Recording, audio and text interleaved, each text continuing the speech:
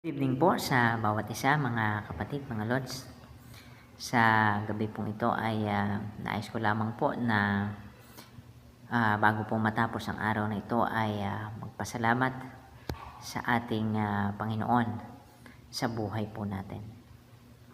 Ibabahagi ko lang po itong ilang talata mula po sa aklat ng unang Tesalonica 5:16 hanggang 18. Ganito po ang sabi: Magalak kayong lagi, palagi kayong manalangin, at magpasalamat kayo sa Diyos sa lahat ng pagkakataon, sapagkat ito ang kalooban ng Diyos para sa inyo, sa inyong pakikipag-isa kay Kristo Jesus.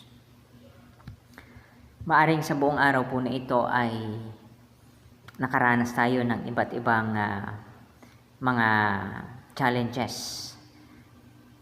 May nakadaupang palad tayo, nakasalamuha na iba't ibang uri ng tao. Iba mabait, iba masungit, yung iba ay sabi nga natin masamang ugali, no? Pero higit po sa lahat, sabi nga, nawa po sa bawat araw ng buhay natin, sa buong maghapon, bago tayo matulog, bago tayo magpahinga, ay alalahanin po natin ang lahat ng bagay na ginawa ng Diyos sa buhay natin. Mabubuting bagay na sa buhay po natin ay patuloy po na nagpapaalala kung gaano po kabuti ang Diyos sa buhay natin. Ano po? Sabi po dito, paalala ni Apostol Pablo sa mga taga-Tesalonica, magala kayong lagi. Ano po? So yung kagalakan po ay mas malalim kaysa doon sa kasiyahan, no?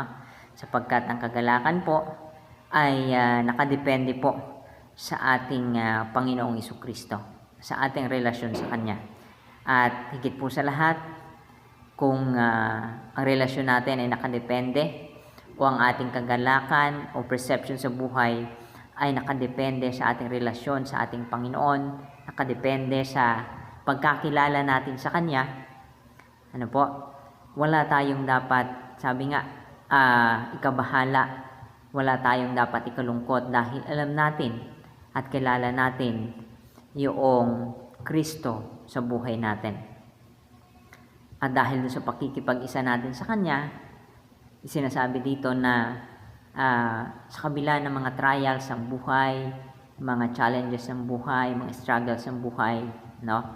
Mahalaga pa rin yung pakikipag-isa o relasyon natin sa ating Panginoong Jesucristo. Ang sabi pa rito, palagi kayong manalangin. Ano po? So, mahalaga po ito sa buhay natin bilang Kristiyano, no? Yung palagi tayong manalangin, ano po? Marami pong uri ng panalangin, no? Panalangin ng pagpapasalamat, panalangin ng paghingi ng tawad, panalangin ng paghingi ng guidance, ano po?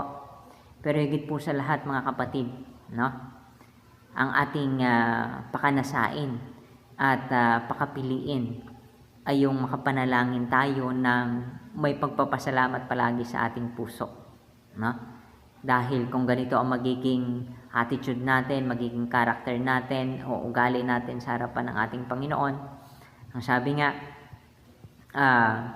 ano man ang pagdaanan natin, danasan natin sa ating buhay, nandun pa rin yung pagpapasalamat natin at hindi tayo hihinto sa pagpapasalamat sa ating Panginoong Jesucristo. So, hindi nakabase yung ating pagpapasalamat doon sa mabubuting bagay lamang na ating nararanasan sa ating buhay, no? Ang sabi kasi dito, sa lahat ng pagkakataon, whether ito ay mabuti sa paningin natin, whether ito ay hindi mabuti sa paningin natin o masama, magpasalamat pa rin tayo, sapagkat ito ay may dahilan, may reason ng Diyos kung bakit ito inalaw na mangyari sa ating buhay, no?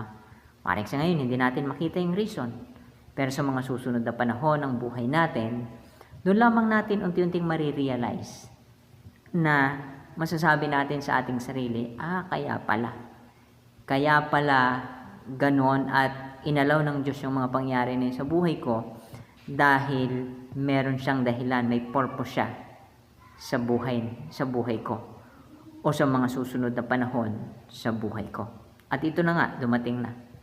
Di ba? Ganun ng Diyos. Napaka-advance ng Diyos sa atin. At inihahanda na niya kung ano pa man yung mga bagay sa inaharap para sa atin. At sa verse 18, ang sabi po dito, at magpasalamat kayo sa Diyos sa lahat ng pagkakataon, sapagkat ito ang kalooban ng Diyos para sa inyo, sa inyong pakikipag-isa kay Kristo. Ano po?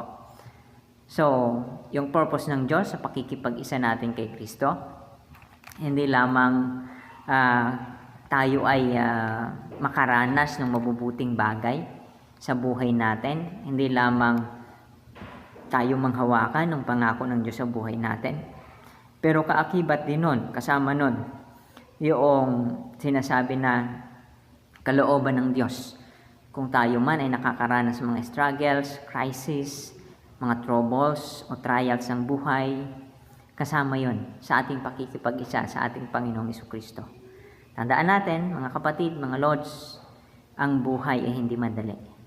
Pero magiging madali ito kung lahat ng bagay sa buhay natin, isasandig natin sa ating Panginoon. At hayaan natin na siya ang kumilos para sa atin. Ano ba ibig kong sabihin? Yung mga bagay na hindi natin kayang baguhin, yung mga bagay na wala naman tayong magagawa, just accept na wala tayong magagawa. Ang magagawa lang natin ay ipagkatiwala ito sa ating Panginoong Jesucristo. At yung mga bagay na kaya natin gawin natin. Diba? Mas madali ang buhay. Hindi masyadong mahirap. At kung isipin natin yung hirap, lalo tayong malulugmok sa buhay na walang pag-asa. May Kristo tayo, mga kapatid, mga lords. May Kristo tayo sa buhay natin.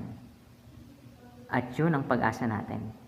Kailanman yung pangako niya, yung salita niya, ay hindi nabibigo. Diba? Sabi nga niya sa aklat ng Hebreo, na hindi kita iiwan, ipababayaan man. At yun ang pangako ng Diyos sa buhay natin. Ang Ama, binigay siya para sa atin. Anong dahilan? Deserve ba natin ang Kristo sa buhay natin? Tutusin, hindi. Hindi natin deserve. Pero bakit siya binigay? Para sa bawat isa sa atin.